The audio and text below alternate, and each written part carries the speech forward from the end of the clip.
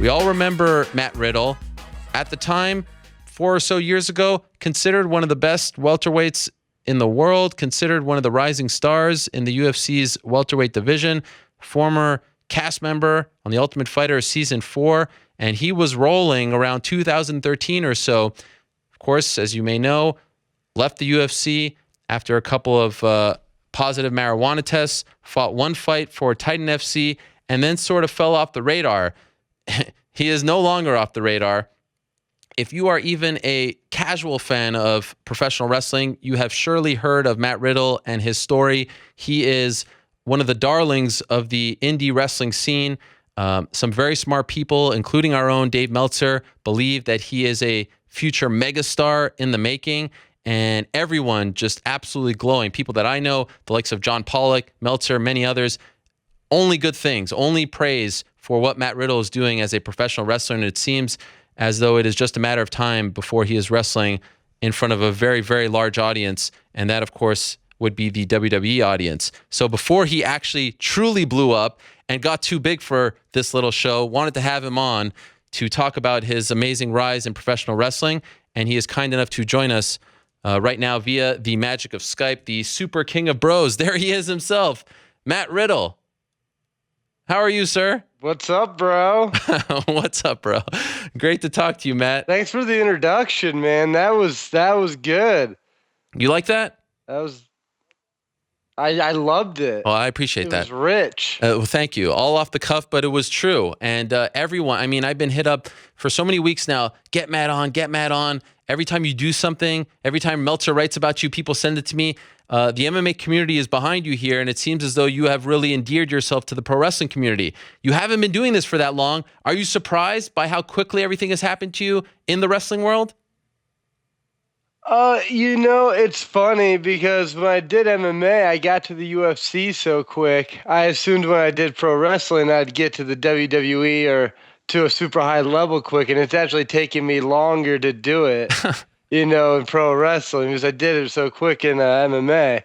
But no, I'm not too surprised. It took about a couple years, wrestling, gaining the people's respect, their trust, and, and then, becoming a character for them and letting them get behind me, So is it fair to say that you're actually disappointed by your progress or lack thereof?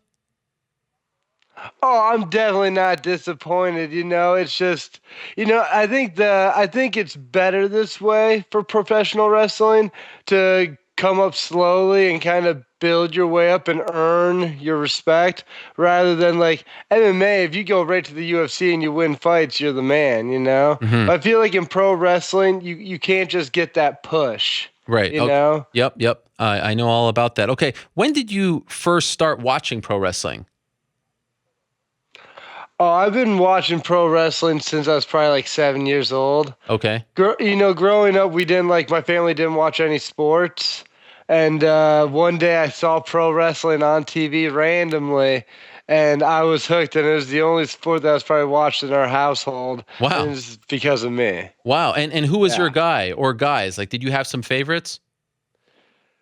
Yeah, I had some favorites. Like, I like Shawn Michaels, Rob Van Dam, Randy Orton was good, is still good. He's still, they're all still good. Right.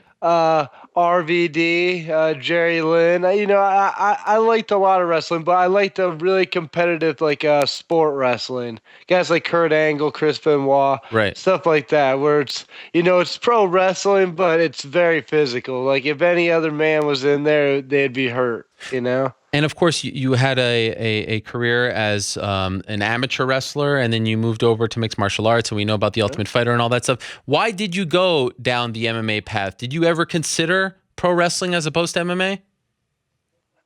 I definitely did, but I felt like, especially, in high school, going to college, I was probably like 200 pounds, 205. And I felt like at that point, to be a pro wrestler and be a high level pro wrestler and get paid big money, you had to be pretty big. There's only a handful of guys that were smaller and able to make a really good living at that time in pro wrestling, Mm-hmm. And then I feel like, because this was probably, 2005? So like, like the landscape has changed drastically over the last 10 years. And I knew in MMA and jiu-jitsu and all that there's weight classes and there's a spot for me. And of course I did absolute divisions as well, but you know what I'm saying? It was just I knew there was a spot for me to make money in pro MMA because there's weight classes and it was just official. While pro wrestling, it's kind of like you need more than just ability, Sure. When the UFC said goodbye to you, and I love the fact that you tout that you're the only fighter to have been released from the UFC on a 4-fight winning streak. When they said goodbye, and it was somewhat controversial because of the marijuana tests, how soon after did the thought of trying to become a pro wrestler enter your mind? It came to my mind pretty quick, but I didn't go right after just because I just built up such a career and reputation in mixed martial arts, and I wanted to continue to pursue it, to go that far and just kind of let it go to pick up a different sport. I didn't want to do that right away. And then just dealing with Bellator and Legacy and then, Titan at the end. It was just, I felt like fights just kept falling out, injuries kept happening. The weight cut was just getting to me because, I was a really big welterweight, and that's where everybody wanted me to fight at. And just too many things like that happened where I was like, you know what? I have to give pro wrestling a try. I have to give this a shot. Like I'll hate myself if I don't.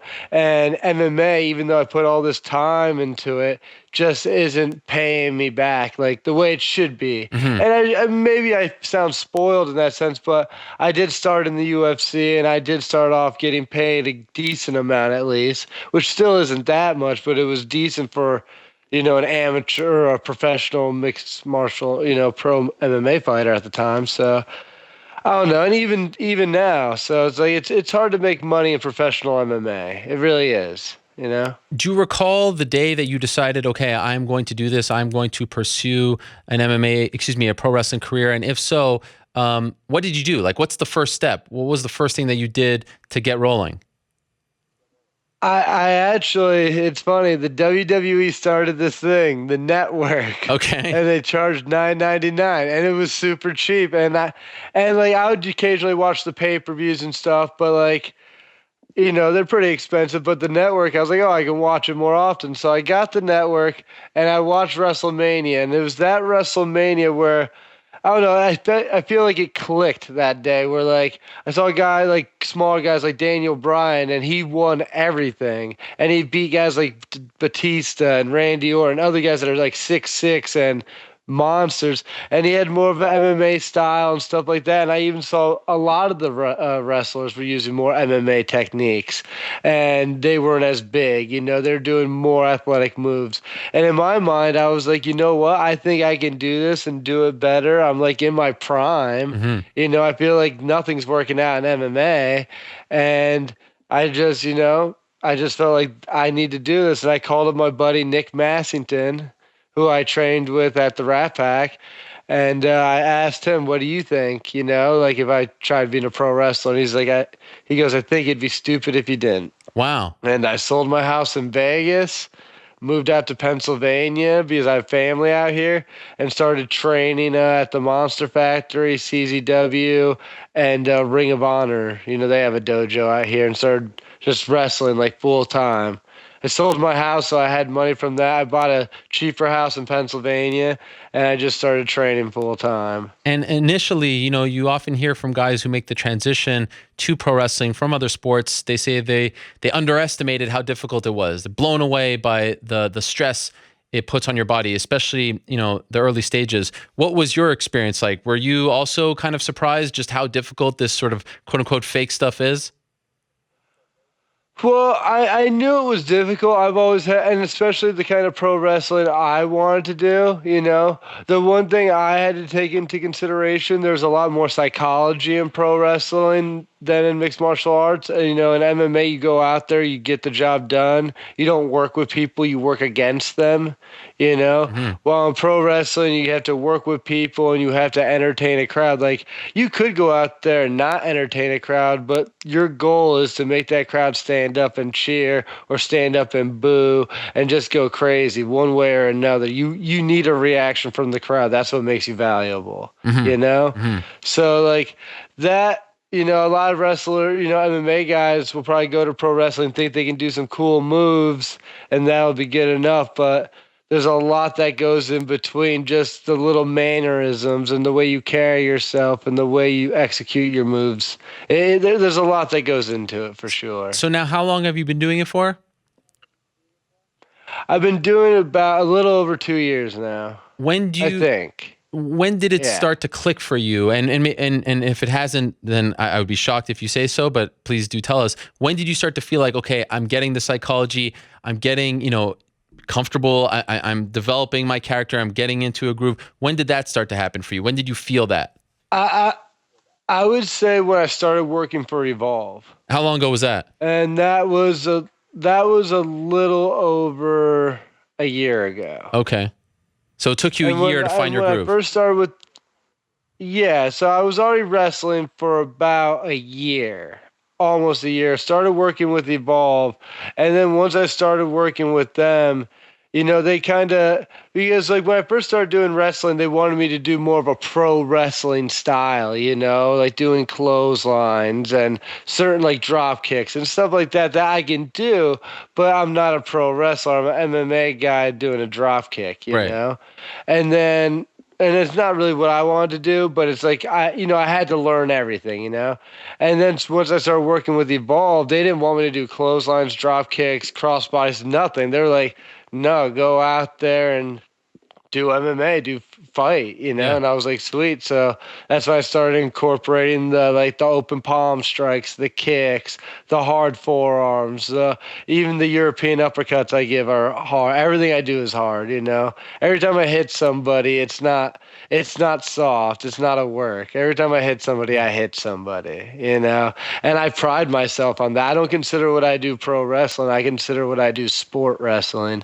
Because when I slam you, I slam you. When I hit you, I hit you. I hit you where I won't kill you, but I'll hit you. And how do your opponents feel about that? My opponents, like most of them respect me, and most of them know if they do if they do that kind of style of wrestling, strong style wrestling, it gets a great reaction. Now, don't get me wrong. When I kick somebody in the head, I am not kicking them in the head. Okay. Like I hold back on certain strikes and knees, and people, work with it and go with the motion and stuff like that. But when it comes to body hits and body slams and stuff like that, everything's real. Was that something Everything. was that something that you had to almost educate yourself on, because for so long you were taught, go full force, punch, spar, things like that, and now at times you have to protect that guy that you're in the ring with. Did you feel initially like this was almost like a re-education of your brain? Not at all, because when I would train for fights, I'd do a lot of times I didn't want to injure sparring partners or myself, and we'd do a lot of touch sparring where it would be full speed, but just not full impact, where like you'll land shots, but you're not trying to like kill somebody with it. You know what I'm saying? Okay. So, and even the grappling, like flow grappling, so I consider when I wrestle, I basically flow fight, and then I go into spots and do other things like that, I had the privilege of attending one of your matches back in September, the night before UFC 203 in Cleveland.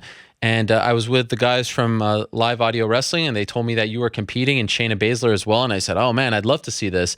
I have an appreciation for pro wrestling, even though I don't follow it as much as I did as a youngster. And I was just blown away by, A, how good you were.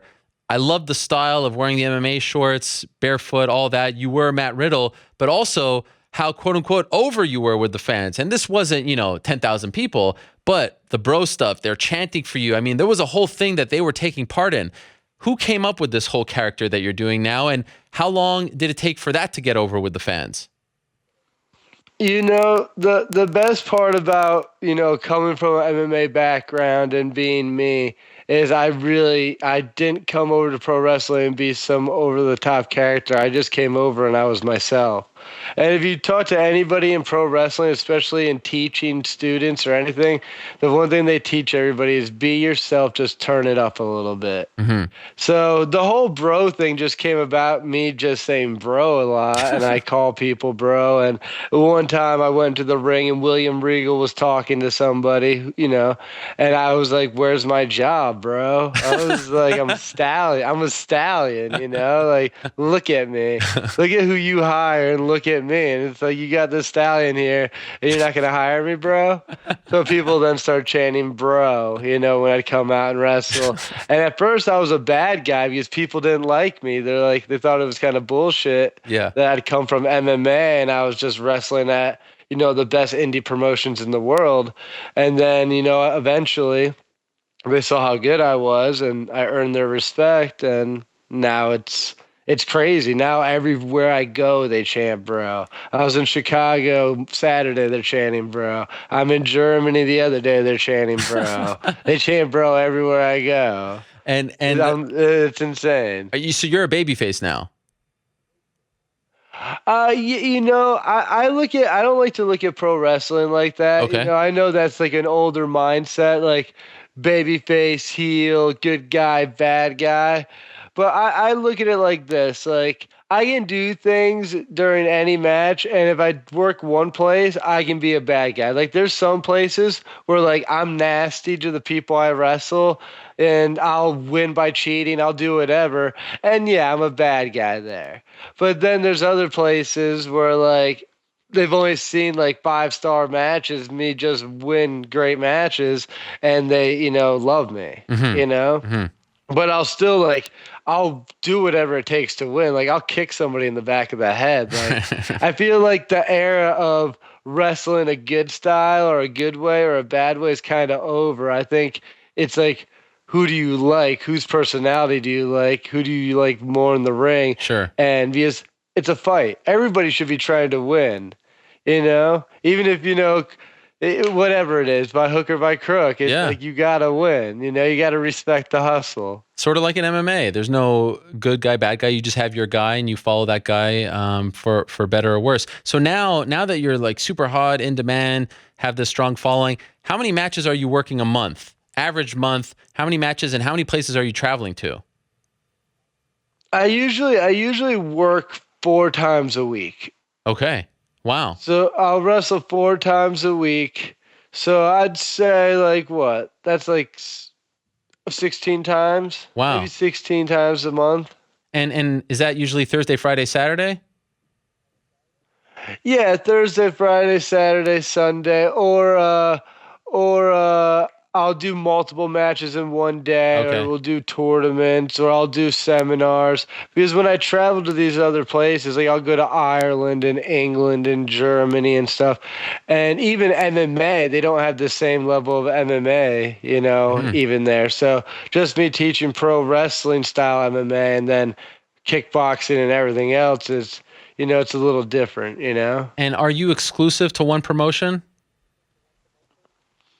I'm not exclusive to one promotion. I am under contract with WWN, but they have a plethora of promotions. Okay. And but they don't hold me back from matches. Like if I'm like, hey guys, I got this sweet match in Japan or this sweet match here, and I really want to wrestle this guy, it's gonna get good attention.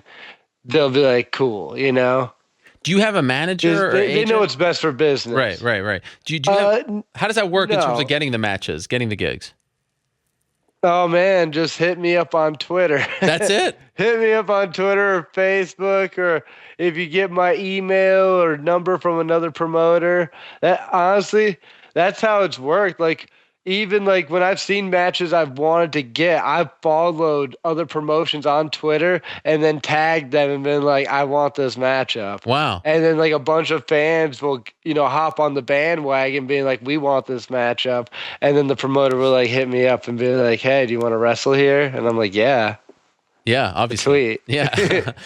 For a guy who used to fight in front of thousands of people, What has it been like sometimes competing in front of 100 in a gym? Oh man. Oh man. You know what? It's at first sometimes I was like, this is, kind of crazy, Yeah. but at the same time, it's like once you get in there and you start going, you're going, like at least that's for me. Like even when it comes to like training or anything, it's very easy for me to just like flip that switch. It doesn't mean I get crazy, but it just means like I'm in that mode, I'm in the zone, I'm ready to go. So for wrestling, it doesn't matter if there's 20 people or 2,500 people or 10,000 people. Granted, do I like it when there's a lot of people? Of course. But like I've been in front of like 300 people and they've been better than like thousands of people. Really? You Wow. know what I'm saying? Yeah. Well, just because like if you're like I've wrestled in England where the stadium maybe or like the building only holds like 700 people and it's like a concert hall, like it's meant for concerts, and the acoustics are insane and the crowd's red hot. Everybody's stacked on top of each other, kind of like PWG or anything else, and it's a different environment. I kind of like to like bringing it like it's almost like Fight Club, Hmm. because it's like, it's usually like just dark and hot and everybody's going crazy and it, feels like there's no rules. Right, right, right. Are you making more now as an indie wrestler than you were as a UFC fighter? You know what? I am on a steady in the sense like the UFC was great when you would fight, but I only fought like 3 times a year, max. And just there's just usually when you only make money that often, you have like gaps. So like there might be like a couple weeks or a month where I can't like pay bills, and then yeah, I accumulate debt, and then when I fight, I get money, but then I have to Right. reimburse and pay back everybody or everything. So now you're more So comfortable. I feel like now, like right now, I'm doing very well. I Okay. don't I don't want to be like I'm killing it Yeah. too crazy, but I'm doing extremely well. I'm doing better than I was when I was fighting MMA for sure. And Wow. that's only on an indie level. Wow. From merchandise to booking fees to everything else. Like I have my own website and I do extremely well all the time. And you do all the merch yourself. I saw you come out and I even bought one of the shirts. We put it out on the show. That's all you. You're doing all of that yourself. Yeah, well, I don't print the shirts. I got a buddy who sponsors me that prints my Okay. shirts up and stuff like that and my gear. But I do everything myself. Like I don't do like a pro wrestling tee or any other kind of wrestling t-shirt. Like if you want one of my shirts, you have to go through my website. Just because I'm not big into the big business. It's Okay. small business guy over here. The quote unquote boys in the back, the politics of wrestling, how have they been towards you? Have you felt well received, or did you feel like you had to earn that trust?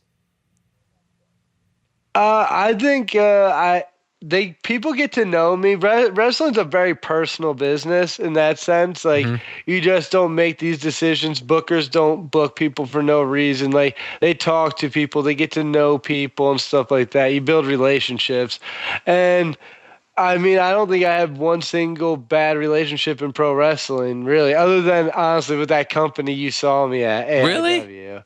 What happened? Yeah. They booked me without asking me, and then I was like, I asked them to like stop advertising me, and then Whoa. things went sour, and I tried to keep it just between us and personal, but like they brought it to social media. Oh You know, no. you know how it goes. Yeah, yeah, yeah, yeah, yeah. Oh, that's not But cool. it's very fine. They're doing well. I'm doing well. It's all good. Okay. So. Now, everyone talks about when are you going to go to WWE. I know you've had the tryout. I've heard Triple H talk about you and almost say, like, look, you're on our radar. We kind of nudged him along. We gave him the path, but that respect needs to be earned and things like that. Where are we at? What's the update? How close are you to actually signing with WWE? You know what? I think I don't know what they're doing, and that's perfectly fine. Right now, they got a lot of talent to deal with. They really do, and they got a lot of people, and they got their stories, and they got NXT, WWE, SmackDown, Raw. They got a lot. But like I think right now, I think they're just letting me build steam. They're letting me build street cred. Like the more often I work shows like PWG and AAW and Beyond Wrestling and Progress and Evolve, and the more I work all around the world in Germany and Spain, and it it's good. Like the bigger I get just at this level, because I'm not even on TV yet. Yeah. I'm not even on TV, and I walked into NXT a couple weeks ago, like at a show, like at a big one, a takeover at the Royal Rumble, and the crowd literally started chanting, "Bro." You know what I'm saying? There's guys on their roster that they don't get chants for, and I've never even stepped foot, Yeah. on their canvas really, other than the tryout. So, I think it's just a matter of time, and I'm in no rush. Like I said, I'm doing very well. I have a very loose schedule. I get to see my family every week for the most part. Like if I was working for the WWE, I might literally go, like, I might see him, like, it would be rough. Yeah. Well, my schedule is very relaxed, and I do very well. So. But you do want to get there, right? Yeah, well, yeah, of course. Okay. But there's also things I want to do first. Like there's certain things you can't do in WWE. Like I would really like to go wrestle in Japan. I'd like to work a lot of New Japan talent, And right now in the Indies, the great thing about the Indies is like I can wrestle guys like Shibata and like Suzuki and other high level New Japan guys, and I can wrestle them in Europe. Or I can go to Japan, or I can go to other places, So it's like that's like the really good part about like wrestling indies is you can wrestle anyone, anytime, especially at this stage, unless you sign with like the WWE. Is there a timeline in your mind? Like, is there a period where you're like, okay, if this time next year I'm not there, I'll be disappointed? No. Okay. I'm really happy. You seem like you're happy. You seem really happy. Yeah. Yeah, I wrestle all the time. Like I said, I'm wrestling 4 times a week. Before I was only fighting 3 times a year. So I get to entertain and be in front of a crowd at least like 3 to 4 times a week. And I make good money. I get to see my family. Like it's good. Just staying busy. I know a couple of weekends ago was WrestleMania, and you were a big part. I mean, it's become a thing where all these promotions come, and there's just so much to do. And I think you were. I read that you were trying to get 8 matches. You had 7. Did you get the 8th? Well, I had 7, but I also did a seminar. Okay, fair enough. I did not want 8. 7 was enough. Okay. The seminar was enough as well. But yeah, it was good. WrestleMania is a great weekend. There's just so much wrestling, so much going on, and the wrestling fans, the first night they're on fire, and then by the last show, the last night, they're just like, oh, just dragging ass, But it's good stuff. It's a lot of fun. It's poetic in a sense because you said you were watching WrestleMania just a couple of years ago. It clicks, and now here you are, one of the main attractions, and you competed against Dan Severn. Was that a shoot? Was that legit? Yeah. Yeah, I mean, we talked. We were friendly about it, but you went hard. We didn't kill each. Like I said, like I keep it like I told him we'll do like pancrase rules, like open palm strikes, kicks, stuff like that, Okay. And we went at it. I don't know if you've seen the match, but yeah, I thought I enjoyed myself thoroughly. It was good. Was a turning point for you when Dave Meltzer started to praise you? Because everyone points to that when they talk to me about you. Like Meltzer gave him. Meltzer's the man. I feel like if Meltzer speaks highly of anybody, people turn heads and look because they know Dave knows what he's talking about, Right, right. So I think they know when Meltzer says something about somebody, if he says about the Young Bucks or Kurt Angle or me or whoever he's talking about, they know to listen because he's very educated in the field. Just a couple more things. Who's your dream match? Do you have a dream opponent? I mean, there's so many wrestlers out there and so many opportunities. I mean, there's dream matches on different levels. But I don't know. I don't know. Just Right now, I'd really like to wrestle like Suzuki. He's in New Japan. He's really good. He's aggressive. But for the most part, I get most of the matches I want. okay. Like, I get to wrestle guys like Kyle O'Reilly and Jeff Cobb and others like that. Chris Hero. Well, I can't wrestle Chris Hero now because he's in the WWE. Right. But I wrestle Cash's own now. If there's a fan who watches this show as an MMA fan, remembers you, of course, from the UFC, and is now just learning about you as a pro wrestler, is there a match on YouTube or wherever that you're really proud of, your favorite right now, and that you can recommend for people to go watch? Oh, I'll be honest. If you want to look up some Matt Riddle wrestling footage, there's tons. Just look up Matt Riddle wrestling. Okay. There's tons of matches. Most of them I'm proud of.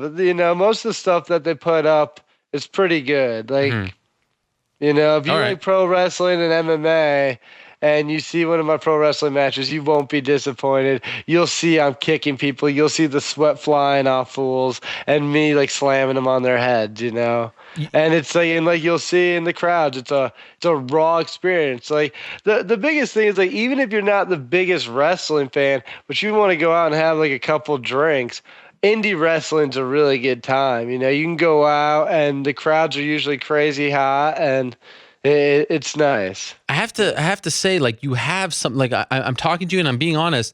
I felt like I had to get you on the show before you exploded. Not to say you haven't exploded yet, but like, I feel like I'm talking to the second coming of Kerry Von Erich here. Like, just your hair, your look, your style, the way you speak, your demeanor. Do you get that a lot? Like, you just ooze that. You ooze that. I do. I do. I get it a lot, especially when I wrestle barefoot and everything else. So, I get it a lot, but then I break out the MMA stuff. But hey. Okay. Last thing for you, Matt. I remember when you left the UFC. You said a few things about how much you were making and whatnot, and I remember Dana White going on UFC Tonight and somewhat, dressing you down and saying like, look, you can't get it together with the smoking the weed, all this stuff. And it felt like, here's Matt Riddle, so much potential, and they're just kind of like chewing him and spitting him out like so many others. And what I love about your story so much is that you've essentially, I know you didn't want to do this maybe, but like you stuck it back to them. You are more popular now, you're more successful now than you've ever been as a UFC fighter. You're not even in the big leagues, but yet on the indie scene, you're doing, bigger things than you were in the big leagues of MMA. When you heard all that stuff, did you use that as motivation? Did you say, all right, I'm going to prove this guy wrong, I'm going to prove these people wrong? And is that part of, your success here? That definitely didn't hurt, it didn't hurt me from trying. But, with that, I was just more disappointed because, I spilt a lot of blood, and broke some bones, for that company. And just to be talked to about, like, just talked down to like that was disappointing. But, for me, it was more the fact that he said I would never be able to earn money being a loser, and this, that, and the other thing. And I can honestly say I'm making more money than I was ever in the UFC, and I'm doing it on my terms, my way, and loving my life. So, granted, I'll never be Dana White rich. Yeah, you never know. I don't think but I don't want to be. Like, I'm not that kind of guy. How do you feel about the MMA world? Like, do you watch it or do you feel like, is it this open wound that you don't want anything to do with right now? Definitely not an open wound. I love MMA. It's like the greatest sport ever. There's only one sport where you can actually test yourself against another man or woman or whoever and go out there and give 100%. Like, no, you can't even tape your ankles, like all you have is gloves. You can't wear knee pads, nothing. That's why, like, even when I wrestle, I don't wear anything but my shorts, because like I feel like that's real man shit. Like, that's real stuff. Like, no support, no help. I support myself, and I fight, and like, you can't, like, that's why MMA is one of the greatest. It's the best, but at the same time, it's I don't have that desire. Like, after being part of it and seeing how it works behind the scenes, and then seeing how I was treated, and then seeing how other fighters have been treated in the past, and just how the politics of MMA, I'm not a really big fan of. And I know people are like, you probably don't like the politics of pro wrestling, but that's probably why I wrestle on the indies, because I love the politics of indie wrestling, because as long as you're a good guy and a nice person and a good wrestler, it's like it's great. It's awesome. Do you think you'll ever fight again? Do you think you'll ever have an MMA fight again? Probably not. Okay. I just like, and the thing is, I would love to fight again. Like, I love fighting, but at the same time, I just don't have that desire. And at the same token, I've seen so many guys go from MMA, leave it, then come back after a couple of years and get beat up. So I don't want to do that either. Fair enough. So, now, don't get me wrong. If the matchup was right and it was worth it, like, if it was a big name and big money, of course I would take it, because then it's like, even if I lose, who cares, Yeah. But at the same time, it's like, right now I'm having a lot of fun doing what I'm doing. I get to wrestle all the time, and it's amazing. Before I let you go, this weekend, next weekend, again, fans who are just finding out about you, fans of yours, where are you going to be? Where are you competing? I took this weekend off. Oh, wow. Easter. Oh, yes, of course. I took this weekend off, but the following weekend I'll be in New York City. All right. Wrestling like 5 times. I'll be in California the night before. I'll be in California, I think the 21st for PWG. Then I'll be in New York City for Tier 1 wrestling Pentagon, and wrestling for Evolve. Doing a whole bunch. Wrestling like 4 times in New York the next 2 days. And then, yeah. And you can find me on Twitter at Super King of Bros. Yes. I like that you... KingofBros.com. I like you changed the Twitter handle. No more Riddle Tough 7. I got, I had to evolve, Yeah. but I got to get verified now. Okay. I mean, I got enough followers. Yes. I should be able to pull something out.